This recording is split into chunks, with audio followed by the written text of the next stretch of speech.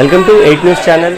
కొవ్వొత్తులతో నిరసన చంద్రబాబు నాయుడు గారికి క్షమాపణ చెప్పాలని కోరుతూ మొన్న జరిగిన అసెంబ్లీలో చంద్రబాబు నాయుడు శ్రీమతిని బాధ పెట్టే విధంగా మాట్లాడడం చంద్రబాబు నాయుడు తట్టుకోలేకపోయారు.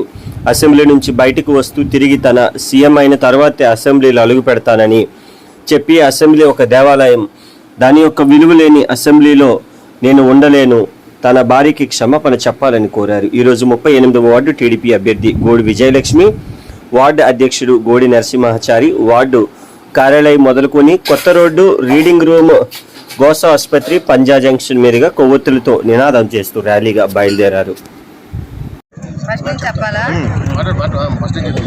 అందరికీ నమస్కారం. నా పేరు గోడి విజయలక్ష్మి, 38వ వార్డు కార్పొరేటర్ని. చంద్రబాబు నాయుడు గారి భార్య ఎలా ఉంటుందో కూడా నాకు ఇప్పుడు వచ్చి తెలియదు. ఆవిడ్ని అన్నందుకు మేము చాలా బాధపడుతున్నాం. చంద్రబాబు నాయుడు గారు ఏడిస్తే మాకు కూడా ఏడుపొచ్చింది. ఆయన మాట ఆక్రోశం. తెలుగు రాష్ట్రాలు, తెలుగు ప్రజలు దీనికి బలైపోతున్నాయి. ప్రజలారా మీరందరూ గమనించండి. మనందరూ ఒక మంచి పరిపాలన కోరుకుందామా, లేదంటే 5 సంవత్సరాలకు వచ్చినటువంటి ఎలక్షన్లో ఆ రోజు మళ్ళీ సాటిస్ఫై చేస్తే చాలు అనుకొని 5 సంవత్సరాలు కూడా అంటే 3300 రోజులు ఆ క్షోభ అనుభవిద్దామా? మీరు ఆలోచించండి. రాబోయే రోజుల్లో సరైనటువంటి నిర్ణయం తీసుకోండి. రామరాజ్యం తీసుకురండి, రామ పాలన తీసుకురండి, చంద్రన్నకు సపోర్ట్ చేయండి. చంద్రబాబు నాయుడు గారు చెప్పారు, పదవి కాంక్షతో కాదు, పదవి మీద నాకు ఆశ లేదు, కానీ ఈసారి నాకు ఇస్తే వెంటనే మన రాజధానిని పూర్తిగా నిర్మాణం చేసి పోలవరం మనకి ఒక బ్రహ్మాండమైనటువంటి జీవనాడి, దాన్ని కూడా పూర్తి చేసే అవకాశం నాకు లేకుండా పోయిందని బాధపడ్డారు తప్ప ఏనాడు ప్రజల మీద ఆయన అపవాదులు కానీ నిందలు కానీ వెయ్యలేదు. ఇదంతా సరే, ప్రతిపక్షంలో పోనీ కూర్చోమన్నారు, ప్రతిపక్షంలో కూడా కూర్చొని సరైన సమాధానం చెప్తే చూద్దాం. చూస్తే ప్రతిపక్షంలో ఉన్నందుకు ఆరోగ్యకరమైనటువంటి ప్రశ్నలు లేకుండా ఇటువంటి ప్రశ్నలు వేసి మానసికంగా క్షోభ పెట్టి అతను అడుగుతున్న ప్రశ్నలకు సమాధానం చెప్పకుండా పక్కదో పెట్టించి రాజ్యాంగ విలువల్ని కాలరాస్తున్నటువంటి ఈ వైసీపీకి బుద్ధి చెప్పాలని మనస్ఫూర్తిగా కోరుకుంటూ 38వ వార్డు తెలుగుదేశం పార్టీ తరఫున, ప్రజల తరఫున మరీ వేరుకుంటున్నాను. కేంద్ర బీజేపీ ప్రభుత్వం తీసుకువచ్చిన 3 నల్ల వ్యవసాయ చట్టాలకు వ్యతిరేకంగా 2020 నవంబర్ 26న రైతులు ఢిల్లీలో పోరాటానికి దిగి ఈ నెల 26 నాటికి ఏడాది పూర్తవుతుంది. మోడీ ప్రభుత్వ నిర్బంధాలకు ఎదుర్కొని మోడీ మెడలను రైతులు వంచారు. 3 నల్ల చట్టాలను వెనక్కు తీసుకుంటామని మోడీ ప్రకటన చేయడం రైతుల మొదటి విజయంగా వామపక్ష పార్టీలు భావిస్తున్నాయని వామపక్ష పార్టీల నేతలు తెలిపారు. మంగళవారం ఉదయం 10 గంటలకు మద్దిలపాలెం సిపిఐ సిపిఎం విశాఖ నగర పార్టీ కార్యాలయంలో వామపక్ష పార్టీల ఆధ్వర్యంలో నేతలు ప్రెస్ మీట్ను నిర్వహించారు.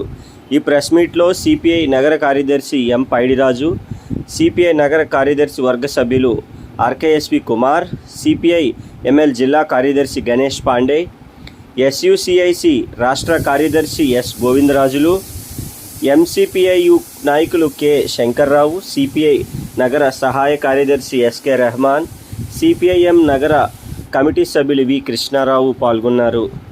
రద్దయ్యే వరకు ఈ ప్రదేశాన్ని ఖాళీ చేసి వెళ్ళమని చెప్పేసి రైతులు పట్టుదలతోటి ఈ ఆందోళన కొనసాగిస్తూ ఉన్నారు. ఈ రైతులకు సంఘీభావంగా రేపు 26వ తారీఖు నాడు దేశవ్యాప్తంగా కూడా సంవత్సర కాలం పూర్తయిన సందర్భంగా కూడా వామపక్ష పార్టీల ఆధ్వర్యంలో సత్యాగ్రహాలు నిర్వహించాలని చెప్పేసి వామపక్ష పార్టీలు పిలిపించాయి. ఇప్పటికే నరేంద్ర మోడీ ప్రభుత్వం మేము పొరపాటు చేసాం, మమ్మల్ని క్షమించండి, రైతు చట్టాలు రద్దు చేస్తామని చెప్పేసి ప్రకటన చేసింది. అయినా దీన్ని మేము నమ్మం. ఈ మొత్తం సమస్యలన్నీ పరిష్కారం అవ్వాలి, విద్యుత్ చట్టాన్ని రద్దు చేయాలి, అలాగే చనిపోయిన రైతులకి నష్టపరిహారం చెల్లించాలి, అలాగే ఏదైతే మా కేసులు అక్రమంగా కేసులు పెట్టారో ఆ కేసులన్నీ కూడా ఎత్తివేయాలి, ఎవరైతే క్యాన్వాయ్తో గుద్దించి చంపారో ఆయన అరెస్ట్ చేయాలి. ఇటువంటి అన్ని డిమాండ్లతోటి కూడా ఈ రైతుల ఉద్యమం కొనసాగుతుంది. ఈ ఉద్యమం పట్టుదలగా కొనసాగుతుంది కాబట్టి ఈ ఉద్యమాన్ని బలపరుస్తూ రైతులకు సంఘీభావంగా దేశవ్యాప్తంగా కూడా వామపక్ష పార్టీల ఆధ్వర్యంలో సత్యాగ్రహాలు 26వ తారీఖు నాటికి సంవత్సరం పూర్తవుతుంది కాబట్టి చేయాలని చెప్పేసి నిర్వహించడం జరిగింది. దాన్ని జయప్రదం చేయమని విశాఖ నగరంలో కూడా ఆ సత్యాగ్రహాలు జయప్రదం చేయాలనే ఉద్దేశంతో ఇక్కడ విశాఖపట్నంలో అఖిల వామపక్ష పార్టీల సమావేశం నిర్వహించుకున్నాం. ఆ రోజు ఉదయం 10 గంటల నుంచి సాయంత్రం 5 గంటల వరకు మద్దిలపాలెం జంక్షన్లో వామపక్ష పార్టీల తాలూకా కార్యకర్తలందరూ కూడా సత్యాగ్రహం చేస్తారు. ఉదయం నుంచి సాయంత్రం దాకా కూడాను. ఈ కార్యక్రమాల్లో ప్రజలు, రైతాంగం, కార్మిక వర్గం కూడా పాల్గొవాలని చెప్పేసి విజ్ఞప్తి చేయడం కోసం ఈ ప్రెస్ మీట్ ఏర్పాటు చేయడం. కాబట్టి ప్రజలకు అందరూ కూడా రేపు 26కి రైతులు ఈ 3 వ్యవసాయ నల్ల చట్టాలు రద్దు చేయాలని డిమాండ్ చేసిన ఉద్యమం సంవత్సరం పూర్తవుతుంది. 5 రాష్ట్రాల ఎన్నికల నేపథ్యంలోనో లేకపోతే ప్రధానమంత్రి గారికి జ్ఞానోదయమో ఏదైతామని ఈ 3 చట్టాలు రద్దు చేస్తాం, రేపు శీతాకాల సమావేశాల్లో వీటికి విధి విధానాలు రూపొందిస్తామని చెప్పారు. కానీ ఇందులో ఒక మర్మం ఉందనేది వామపక్ష పార్టీలు దేశ ప్రజలందరినీ ఆలోచించవలసిందిగా విజ్ఞప్తి చేస్తున్నాయి. కొద్ది మంది రైతుల్ని మేము వారికి నచ్చజెప్పలేకపోయాం కనుకనే ఈ 3 చట్టాలు రద్దు చేస్తున్నామని ప్రకటనలోనే ఒక పెద్ద కుట్ర ఉంది. ఆ 3 కొద్ది మంది రైతులైతే ఇన్ని 700-800 సంఘాలు ఐక్యంగా సంవత్సరం ఎందుకు పోరాడాయి? మీరు ఇవన్నీ కార్పొరేట్లకి దాసోహం చేయడం కోసం, వాళ్ళని సంతోషపెట్టడం కోసం చేసిన ప్రకటనగా వామపక్ష పార్టీలు మేము భావిస్తున్నాం. ఖచ్చితంగా రేపు రాజ్యాంగ పరిరక్షణ దినోత్సవం నాడు దేశవ్యాప్తంగా వామపక్ష పార్టీలు పిలిపించాయి. రైతులు ఈ ఉద్యమం కూడా కొనసాగిస్తాం. పార్లమెంట్లో చట్టం చేసినంత వరకు, రద్దయిందని ప్రకటన చేసినంత వరకు ఇళ్ళకి వెళ్ళమని చెప్పారు. మేము డిమాండ్ చేస్తున్నది ఏంటంటే 700 పైచిలుకుల మంది రైతులు పట్టున పెట్టుకున్నది ప్రభుత్వం. ఇవన్నీ ప్రభుత్వ హత్యలే. మరణించిన వారు శవాలు ఇంటికి తీసుకెళ్లారు కానీ కుటుంబాలు ఎవరు వెళ్ళలేదు. ఖచ్చితంగా వాళ్ళందరికీ నష్టపరిహారం ఇవ్వాలి. రైతుల మీద పెట్టినటువంటి అక్రమైన కేసులన్నీ రద్దు చేయాలి. ఇదే స్ఫూర్తితో విశాఖ ఉక్కు కర్మాగారాన్ని ప్రభుత్వ రంగంలోనే కొనసాగిస్తామని ప్రధానమంత్రి గారు ప్రకటన చేసే వరకు ఇటువంటి ఉద్యమాలన్నీ ఉంటాయి. ఈ ఉద్యమాలకి వామపక్ష పార్టీలు ఖచ్చితంగా మద్దతు తెలియజేస్తూ ఈ మద్దతు ప్రకారం రేపు 26న నిర్వహించబోయే సత్యాగ్రహంలో మద్దిలపాలెం జంక్షన్లో వామపక్ష పార్టీల ఆధ్వర్యంలో నిర్వహించే సత్యాగ్రహంలో ప్రజాస్వామ్యవాదులు ప్రజలందరూ పాల్గొని జయప్రదం చేయాలని మీ ద్వారా విజ్ఞప్తి చేస్తున్నాం.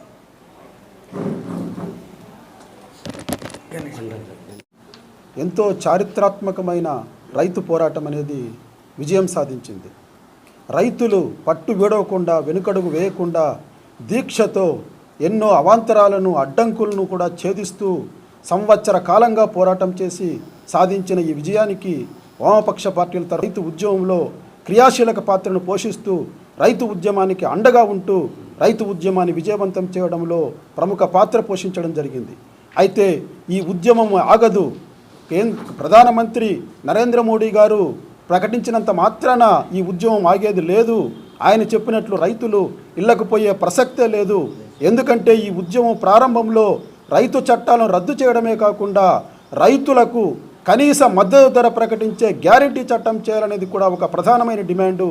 అదేవిధంగా విద్యుత్ రంగాన్ని కార్పొరేట్ సంస్థలకు అప్పగించి రైతులపైన, సామాన్య ప్రజలపైన విపరీతమైన విద్యుత్ బిల్లుల భారాన్ని మోపే విద్యుత్ సవరణ చట్టం 2020ని కూడా రద్దు చేయాలనేది కూడా ప్రధానమైన డిమాండు. ఈ ప్రధానమైన డిమాండ్లను సాధించేంత వరకు కూడా రైతు ఉద్యమం ఆగదు. ఆ రైతు ఉద్యమానికి వామపక్ష పార్టీల యొక్క సహాయ సహకారాలు, మద్దతు అనేది ఆగదు. అదేవిధంగా ఈ రైతు ఉద్యమంలో 750 మంది ప్రాణాలు కోల్పోయారు. ఈ 750 మంది ప్రాణాలు కోల్పోయిన విషయాన్ని ప్రధానమంత్రి ఎక్కడ కూడా ఒక ముక్క మాట్లాడలేదు. వాళ్ళకు కనీసం వాళ్ళకు నివాళి కూడా అర్పించలేదు. తప్పుదో పట్టించే విధంగా మేము రైతులను కన్విన్స్ చేయలేకపోయినాం కాబట్టి ఈ చట్టాలను ఉపసంహరిస్తామని చెప్పి ప్రజానీకాన్ని తప్పుదో పట్టించే ప్రయత్నం చేస్తున్నారు. కాబట్టే ఈరోజు 750 మంది రైతుల కుటుంబాలకు నష్టపరిహారం చెల్లించాలి. అదేవిధంగా ఈ రైతు ఉద్యమంలో అత్యంత కర్కశంగా, అత్యంత దుర్మార్గంగా కార్ల కాన్వాయ్ని పంపించి కేంద్ర హోంశాఖ సహాయ మంత్రి అజయ్ మిశ్రా 4 యొక్క ప్రాణాలను బలికొన్నాడు. ఆ అజయ్ మిశ్రాను వెంటనే అరెస్ట్ చేసి కఠినంగా శిక్షించాలనేది కూడా ఈ డిమాండ్లో భాగం. కాబట్టి ఈరోజు ఈ డిమాండ్లన్నీ కూడా కనీస మద్దతు ధర గ్యారంటీ చట్టము, అదేవిధంగా ఈ పోరాటంలో ప్రాణాలు కోల్పోయిన వాళ్ళందరికీ కూడా నష్టపరిహారము, విద్యుత్ సవరణ చట్టం 2020ని రద్దు చేయడము, కేంద్ర మంత్రి అజయ్ మిశ్రాను మంత్రివర్గం నుంచి బర్తరఫ్ చేసి అరెస్ట్ చేసి కఠినంగా శిక్షించాలి అనే డిమాండ్లన్నీ కూడా పూర్తిగా నెరవేర్చే వరకు ఈ పోరాటం జరుగుతుంది. ఈ రైతుల పోరాటం ఈరోజు పూర్తి విజయాన్ని సాధించి సమాజంలో ఉండే అన్ని వర్గాల ప్రజలు, కార్మికులు, సామాన్య ఉద్యోగులు, విద్యార్థులు, యువతి యువకులు, నిరుద్యోగులు అందరికీ కూడా బ్రహ్మాండమైన స్ఫూర్తినిచ్చి ఈరోజు వాళ్ళందరినీ అసెంబ్లీలో చంద్రబాబు గారి సతీమణి శ్రీమతి భువనేశ్వరి గారి వ్యక్తిత్వ హసనం చేసిన వైసీపీ నాయకులను మరియు వైసీపీ అధికారులు జగన్ రెడ్డి, విజయసాయి రెడ్డిలను బుద్ధి జ్ఞానం ప్రసాదించాలని విశాఖపట్నం టీడీపీ కార్యాలయంలో తెలుగు మహిళ ఆధ్వర్యంలో ఓనీ ఫంక్షన్ నిర్వహించారు.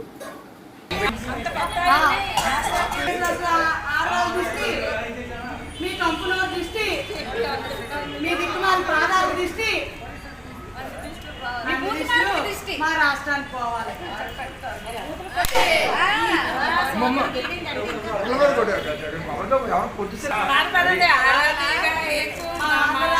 అంతా ఐదు దృష్టి పోయి మంచిగా పాలించే చంద్రబాబు నాయుడు గారు రావాలని మా తెలుగు మహిళల తరపు నుంచి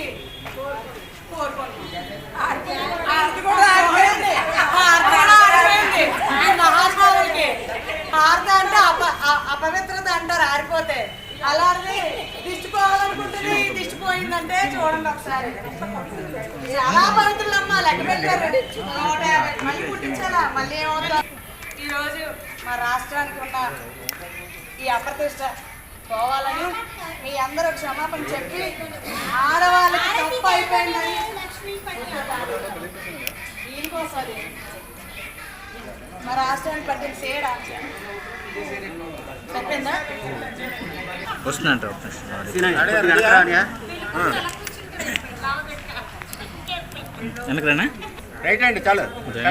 ఆంధ్రప్రదేశ్ ఆంధ్రులారా, మహిళలారా, ఈరోజు జగనన్న ఎమ్మెల్యే చెల్లెలికి ఓనీ ఫంక్షన్ అనే కార్యక్రమము విశాఖ జిల్లా తరపు నుంచి చేయడం జరుగుతుంది. మా తప్పు కాదు, ఇది మాకు అవకాశం మీరే ఇచ్చారు. ఒక క్షమాపణతో చెప్పుంటే కనుక ఈరోజు ఇన్ని కార్యక్రమాలు చేసేవారం కాదు. మీరే మా చేత చేయిస్తున్నారు. ఈరోజు ఆడది అబల, ఆదిశక్తి, అలాంటి ఆడదాన్ని అసెంబ్లీలో అవమానించారు, అది భువనేశ్వరి అమ్మగారిని. కాబట్టి ఈరోజు మీరు పెద్ద మనుషులుగా అసెంబ్లీలో ప్రజా సమస్యల కోసం చర్చించమని మిమ్మల్ని కూర్చోబెడితే ఆడవారిని జడ్జి చేసి క్యారెక్టర్ పరంగా ఇది చేసుకునే రీతిలో మీరు ఎదిగారు తప్పితే బ్రెయిన్లో బుర్రలో ఎదగలేదని ఓనీల్ ఫంక్షన్ నిర్వహించడం జరిగింది. ఈరోజు మీకు ఒక స్థాయికి ఎదిగారు, ఒక నాయకులుగా ఉన్నారు. ఏ మాట మాట్లాడాలో ఏ మాట మాట్లాడకూడదో, సభ్య సమాజంలో ఎలా గౌరవించబడాలో కూడా మీకు తెలియలేదంటే మీ గౌరవానికి ఇదే దిక్కు, ఈ ఓనీల్ ఫంక్షనే. మీకు ఆ భగవంతుడు వెంకన్న బాబు మీకు బుద్ధి ఇచ్చి ఎదిగే రీతి ఇవ్వాలని ఈరోజు ఓనీ ఫంక్షన్ చేయండి. అదే ఒక షార్ట్ తీసుకుంటాం. మీరు సెంటర్కి వెళ్ళిపోండి. ఇప్పుడు ఇదో వాళ్ళకి ఒక అసెంబ్లీ అంటే దేవాలయం. ఒక ఎమ్మెల్యేలైనా మినిస్టర్లైనా ఒక పెద్దరికంగా వ్యవహరించాలి. వ్యవహరించలేదంటే వాళ్ళు ఇంకా ఓనీలు వేసుకోలేదు. ఓనీ ఫంక్షన్ వాళ్ళందరికీ చేస్తున్నాం. ఒక స్థాయికి ఎదగలేదు కాబట్టి, అంటే మెచ్యూరిటీ లేదు, ఒక మెచ్యూరిటీ లేదు కాబట్టి ఓనీ ఫంక్షన్ చేస్తున్నాం.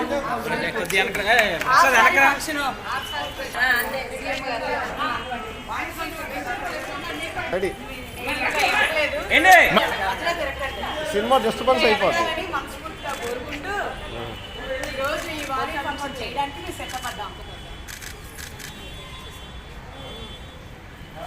మనుషులు ఎదిగారు కానీ అర్థంగా ఎదిగిపోయారు.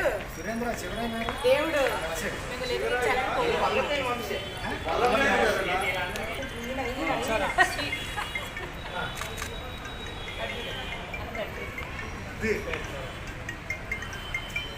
సీఎం గారు బాబు సీఎం అటు విజయసాయి రెడ్డి కనబడుతుందా? Down okay. సీఎం గారు ఎదగాలి. సీఎం గారు ఇటు చూడండి. ఏదైనా మీకు మంచి బుద్ధిని ఇచ్చి. ఢిల్లీలో అల్లూరి 125వ జయంతి ఉత్సవాలు. కేంద్ర మంత్రి మన్యం వీరుడు అల్లూరి 125వ జయంతి ఉత్సవాలు ఢిల్లీలో నిర్వహించనున్నట్లు కేంద్ర పర్యాటక శాఖ మంత్రి జి కిషన్ రెడ్డి తెలిపారు. జిల్లా పర్యటనకు వచ్చిన ఆయన రాష్ట్ర పర్యాటక శాఖ మంత్రి ముత్తంశెట్టి శ్రీనివాసరావుతో కలిసి సర్క్యూట్ హౌస్ నందు విలేకరుల సమావేశంలో పాల్గొన్నారు. ఈ సందర్భంగా ఆయన మాట్లాడుతూ ఆంధ్రప్రదేశ్లో టూరిజం అభివృద్ధి పుష్కలమైన అవకాశాలు ఉన్నట్లు తెలిపారు. ముందుకెళ్తాం. అదేవిధంగా ఏదైతే ప్రసాద్ సింగ్ కింద ఇప్పటికే మేము అమరావతి బౌద్ధ దేవాలయం కానీ, అదేవిధంగా శ్రీశైలంలో మరి మల్లికార్జున స్వామి కానీ 2 దేవాలయాలకు సంబంధించినటువంటి పనులు పూర్తయినాయి. మరి ఆ యొక్క ప్రసాద్ స్కీమ్ కింద మరొక 2 దేవాలయాలకు రాష్ట్ర ప్రభుత్వం ప్రతిపాదనలు పంపింది. ఒకటి సింహాచలం దేవాలయము, ఒకటి అన్నవరం దేవాలయం, అన్నవరం సత్యనారాయణ స్వామి. ఈ 2 దేవాలయాలకు కూడా మేము కేంద్ర ప్రభుత్వం తరఫున అంగీకారం తెలిపాము. సింహాచలం ఇప్పటికే కరస్పాండెన్స్ పూర్తయిపోయింది, వెంటనే దాన్ని నిధులు మంజూరు చేస్తాము. అదేవిధంగా అన్నవరం దేవాలయం కూడా తప్పకుండా నిధులు మంజూరు చేస్తాం.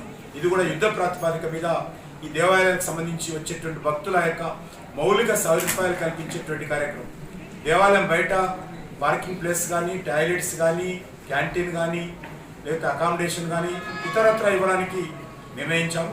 ఆ రకంగా 2 దేవాలయాలకు సంబంధించినటువంటి యాక్టివిటీ కూడా తొందరగా పూర్తి చేస్తామని చెప్పి కూడా ప్రారంభిస్తామని కూడా మనవి చేస్తా ఉన్నాను. అదేవిధంగా ఈ యొక్క ఆంధ్ర రాష్ట్రానికి సంబంధించినటువంటి మరి టూరిజం డెవలప్మెంట్ విషయంలో అనేక రకాలుగా అవకాశాలు ఉన్నాయి. పూర్తి స్థాయిలో దీన్ని మనం సద్వినియోగం చేసుకొని ముందుకు వెళ్లాల్సినటువంటి అవసరం ఉంది. ముఖ్యంగా వచ్చే సంవత్సరం విప్లవ వీరుడు, స్వతంత్ర సమరయోధుడైనటువంటి అల్లూరి సీతారామరాజు 125వ జయంతి ఉత్సవాలు జరుగుతూ ఉన్నాయి. నేను ఇప్పటికే ఢిల్లీలో ఇక్కడ ఈ జిల్లా నుంచి కొంతమంది యువజన సంఘం, అల్లూరి సీతారామరాజు యువజన సంఘానికి సంబంధించి తూర్పుగోదావరిలో ఎవరైతే అల్లూరి సీతారామరాజు పెయింటింగ్స్ చేశారో వాళ్ళందరినీ పిలిచి ఆయన జీవిత చరిత్ర మీద పెయింటింగ్స్ వేస్తే నేను కేంద్ర ప్రభుత్వం తరఫున వాళ్ళందరినీ ఆహ్వానించి ఇప్పటికే ఢిల్లీలో మన తెలుగు ప్రజల కోసం, మిగతా వారి కోసము మా యొక్క కల్చరల్ సెంటర్లో, కేంద్ర ప్రభుత్వ కల్చరల్ సెంటర్లో మ్యూజియం ఏర్పాటు చేశాను. అదేవిధంగా 125వ జయంతి ఉత్సవాల సందర్భంగా కూడా కేంద్ర ప్రభుత్వం తరఫున పూర్తి స్థాయిలో రాష్ట్ర ప్రభుత్వం చేసేటువంటి అన్ని కార్యక్రమాలకు అండగా ఉంటాం. ఢిల్లీలో కూడా అల్లూరి సీతారామరాజు జయంతి ఉత్సవాలు నిర్వహించాలని చెప్పి కల్చరల్ డిపార్ట్మెంట్ తరఫున ఆలోచన చేస్తున్నాను. ఎందుకంటే స్వాతంత్రం వచ్చి మనకు 75 సంవత్సరాలు పూర్తవుతున్న సందర్భంగా మరి ఆజాద్ కా అమృత్ మహోత్సవ్ అనేటువంటి కార్యక్రమం దేశవ్యాప్తంగా కేంద్ర ప్రభుత్వము, రాష్ట్ర ప్రభుత్వాలు, స్థానిక సంస్థలతో కలిసి నిర్వహిస్తున్నటువంటి ఈ నేపథ్యంలో అల్లూరి సీతారామరాజు 125వ జయంతి ఉత్సవాలు కలిసి రావడం అనేటువంటి అదృష్టము. కాబట్టి మన తెలుగు వీరుడు, తెలుగు తేజము మరి అద్భుతమైనటువంటి పోరాటం చేసి అందరికీ స్ఫూర్తిగా ఇచ్చేటువంటి అల్లూరి సీతారామరాజు 125వ జయంతి ఉత్సవాలు కూడా కేంద్ర ప్రభుత్వం తరఫున రాష్ట్ర ప్రభుత్వంతో కలిసి నిర్వహించాలని చెప్పి నిర్ణయించాము. కాబట్టి దానికి సంబంధించి కూడా ఒక మ్యూజియం ఇక్కడ అరకులో ఏర్పాటు చేయడం కోసము నిర్ణయించాము. చింతపల్లి పార్లమెంట్ అంటారు, చింతపల్లిలో నిర్ణయించాము. దానికి సంబంధించి భూసేకరణ పనులు పూర్తయ్యాయి. ఏ రకంగా ఉండాలి, ఏ రకంగా ఎక్కడే ఉండాలి అనేటువంటి కంటెంట్ కూడా కమిటీలు ఏర్పాటు చేసి కంటెంట్ కూడా నిర్ణయించారు. అది కూడా వాళ్ళు 23 వరకు లక్ష్యంగా పెట్టుకుంటే నేను రాష్ట్ర మంత్రి గారిని కోరాను. మంత్రి గారు కూడా అంగీకరించారు. ఎట్టి పరిస్థితుల్లో 125వ జయంతి ఉత్సవాలు వచ్చే సంవత్సరం ఏదైతే జరుగుతాయో వచ్చే సంవత్సరం ఎండింగ్ లోపల ఈ యొక్క మ్యూజియం పూర్తి చేయాలి. ఎందుకంటే పెద్ద పని కాబట్టి దాన్ని పని విభజన చేసి ఎక్కువ మంది మరి నిర్మాణానికి సంబంధించినటువంటి నిపుణులను పెట్టి మరి వచ్చే సంవత్సరం ఎండింగ్ లోపల ఆ యొక్క మ్యూజియం పూర్తి చేసుకొని ప్రజలకు మనము అందించాలని, డెడికేట్ చేయాలని చెప్పి నిర్ణయించుకున్నాము. కాబట్టి ఆ యొక్క tribal museum, Alluri Sitaramaraju museum ఏతున్నదో అది కూడా వెంటనే పూర్తి చేయాలని చెప్పి అనుకున్నాం. చాలా సంతోషం. వారి హృదయపూర్వకంగా ఆహ్వానం రావడమే కాకుండా వారు ఈరోజు ఈ బుద్ధిస్ట్ సర్క్యూట్స్ ఏమవుతున్నాయి డైరెక్ట్గా వారు ఫీల్డ్లోకి వెళ్ళి అక్కడ ఉన్నటువంటి వసతుల గురించి కానీ, అక్కడ జరుగుతున్న పనుల గురించి కానీ ప్రత్యక్షంగా పర్యవేక్షణ చేసి కొన్ని ఆదేశాలు అధికారులకి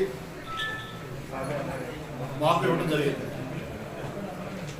తప్పనిసరిగా వారు ఆదేశాల ప్రకారం మన ఆంధ్రప్రదేశ్ రాష్ట్రంలో ఈ బుద్ధిస్ట్ సర్క్యూట్లో చాలా ప్రాంతాలు ఉన్నాయి. మావికొండ, కొట్లకొండ, వజ్జనకొండ, అమరావతి, ఉండవల్లి కేవ్స్ ఇలా. మరి స్వదేశీ దర్శన కింద గతంలో వారి చాలా చోట్ల ఈ బుద్ధిస్ట్ సర్క్యూట్లో చాలా ప్రాజెక్ట్స్ మంజూరు చేశారు. వాటిల్లో అమరావతి కంప్లీట్ అయిపోయింది. అలాగే శ్రీకాకుళంలో శాలిగుంలో 90% కంప్లీట్ అయింది. బావికొండ 90% కంప్లీట్ అయింది. తొట్లకొండ ల్యాండ్ డిస్ప్యూట్ కోర్టులో ఉండడం వల్ల వర్క్ స్టార్ట్ కాలేదు. అలా బొచ్చరకొండ కూడా ఒక ఎడ్మిషన్ శాంక్షన్ ఇచ్చారు. త్వరలోనే అది రాగానే మన ఆవులకు కూడా స్టార్ట్ చేయడం జరుగుతుంది అనకాపల్లి బొచ్చరకొండ. మరి వాటితో పాటు ఈ ప్రసాదం స్కీమ్ ద్వారా గతంలో శ్రీశైలం 47 కోట్ల రూపాయలు ఇచ్చారు. అది కూడా కంప్లీట్ అయింది. త్వరలోనే దానికి ఇనాగ్రేషన్ కూడా చేయడం జరుగుతుంది. వాటితో పాటు అన్నవరం దేవస్థానంకి, సింహాచలం దేవస్థానంకి ఒక్కొక్క దేవస్థానం 50 కోట్ల రూపాయలు చొప్పున అది కూడా శాంక్షన్ చేశారు. అది కూడా వారి చేతుల మీదుగా ఫౌండేషన్ చేయడం. వీటితో పాటు ఈ రాష్ట్ర ప్రభుత్వం చేపడుతున్నటువంటి కార్యక్రమాలని వారికి వివరించడం జరిగింది. కొత్త టూరిజం పాలసీని తీసుకురావడం, గౌరవ ముఖ్యమంత్రి గారు వైఎస్ జగన్మోహన్ రెడ్డి ఆదేశాల ప్రకారం కొత్త టూరిజం పాలసీ, ఆ పాలసీ ప్రకారం ఇన్వెస్టర్ ఫ్రెండ్లీ పాలసీ తీసుకొచ్చి 13 జిల్లాల్లో కూడా 13 ప్లేస్ ఐడెంటిఫై చేసి ఒక 6-7 ఇన్వెస్టర్స్ని వాళ్ళ కన్సర్న్ కూడా తీసుకోవడం జరిగింది, చెప్పడం జరిగింది. మరి దాన్ని కూడా అభినందించారు. దాంతో పాటు వారిని కోరేదంటే రాష్ట్ర ప్రభుత్వం తరఫున ప్యాలెస్ అండ్ వీల్స్ అనే ట్రైన్ రాజస్థాన్లో ఉంది. అలాంటి ట్రైన్ ఒకటి ఇక్కడ మన 2 రాష్ట్రాలు, ఆంధ్ర తెలంగాణ రాష్ట్రాలు 2 రాష్ట్రాలు కలుపుతుంది. ఈ టూరిజం ప్రాంతాలని బుద్ధిస్ట్ సర్కిల్ని కలుపుతుంది. ట్రైన్కి పర్మిషన్ ఇప్పిస్తే టూరిజం బాగా ప్రమోషన్ చేయొచ్చని కోరుతుంది. వరద బాధితులకు సాయం ప్రకటించిన చంద్రబాబు. కడప జిల్లాలోని పలు వరద బాధిత ప్రాంతాల్లో చంద్రబాబు పర్యటించారు. బాధితుల నుంచి పంట నష్టం వివరాలను తెలుసుకున్నారు. ఈ సందర్భంగా వరదల్లో మృతి చెందిన కుటుంబాలకు టీడీపీ తరఫున 1,00,000 పరిహారాన్ని ప్రకటించారు. వరదల వల్ల నష్టపోయిన కుటుంబాలకు 1,000 రూపాయలు ఇస్తామని చెప్పారు. అన్నమయ్య ప్రాజెక్టు తెగిపోవడం ప్రభుత్వ వైఫల్యమేనని మండిపడ్డ చంద్రబాబు మృతి చెందిన కుటుంబాలకు ప్రభుత్వం 25 లక్షలు ఇవ్వాలన్నారు. ఆ ప్రాంతాల సమస్యలను సీఎం దృష్టికి తీసుకెళ్లిన ఎమ్మెల్యేలు గిరిజన ప్రాంతంలో నెలకొన్న సమస్యలను పరిష్కరించాలని అరకు ఎమ్మెల్యే శెట్టి ఫాల్గుణ, పాడేరు ఎమ్మెల్యే కొత్తగుల్లి భాగ్యలక్ష్మి కోరారు. ఈ మేరకు డిప్యూటీ సీఎం పాముల పుష్ప శ్రీవాణి ఆధ్వర్యంలో సీఎం వైఎస్ జగన్మోహన్ రెడ్డిని కలిశారు. అరకు, పాడేరు నియోజకవర్గాల్లో నెలకొన్న పలు సమస్యలను ఆయన దృష్టికి తీసుకెళ్లామని ఎమ్మెల్యేలు తెలిపారు. రహదారులు, తాగునీటి సమస్యలను తక్షణమే పరిష్కరించాలని కోరారు.